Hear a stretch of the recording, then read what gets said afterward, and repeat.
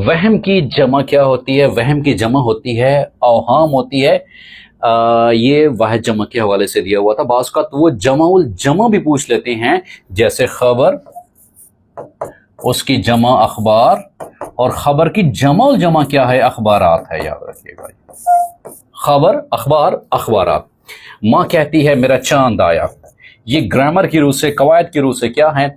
ये इस्तारा है, याद रखिएगा जी। इस्तारा में जब एक चीज को हू बहू बिल्कुल दूसरी चीज बना दिया जाता है, इसको इंग्लिश में मेटाफोर कहा जाता है। ये फिगर्स ऑफ स्पीच में से हैं। सो इस्तारा के बावजूद लफ्जी मानी पूछे जाते हैं कि इस्तारा के लफ्जी मानी क्या हैं। इस्तारा के लफ्जी मानी, इस्तारा के लफ्जी मानी होते हैं मुस्तार लेना, यानी कि उधार लेना, आर्जी तौर पर उधार लेना।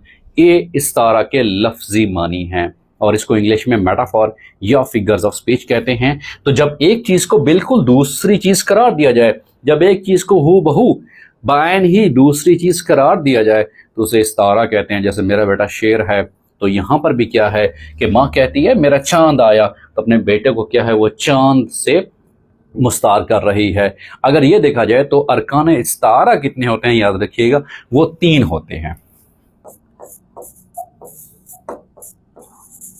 अरकान इस्तारा 3 होते हैं। नंबर पहला मुस्तार लहू, नंबर दूसरा मुस्तार मिनहू, नंबर तीसरा वजह जामे।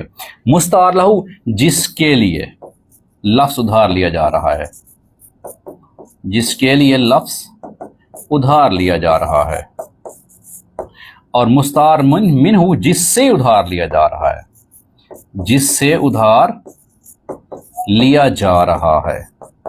वजह जामे दोनों में मुश्तरक खसूसियत, दोनों में मुश्तरक खसूसियत। अब इसमें क्या है कि माँ कहती है मेरा चांद आया है। अब अपने बेटे के लिए लफ्ज इस्तेमाल हो रहा है, मुस्तार लहू है, किससे लिया जा रहा है? चांद से। वजह जामे क्या है? दोनों में मुश्तरक खसूसियत, वो खूबसूरती की जो खसूसियत है वो मुश्तरक है। तो इसी वजह से इन दोनों को, मुस्तार लहू और मुस्तार मिनहू को, अरकान इस्तारा भी बोलते हैं, याद रखिएगा। तरफ़ैन इस्तारा भी बोलते हैं। ओवरऑल इस्तारा के 3 अरकान होते हैं, याद रखिएगा, मुस्तार लहू, मुस्तार मिनहू और वजह जामे। अगले सवाल की तरफ बढ़ते हैं कि अगला सवाल उर्दू का कौन सा है। अगला सवाल है कि गजल के आखिरी शेर जिसमें तखल्लुस ना हो। अगर गजल का आखिरी शेर या नज़म का आखिरी शेर जिसमें तखल्लुस इस्तेमाल होता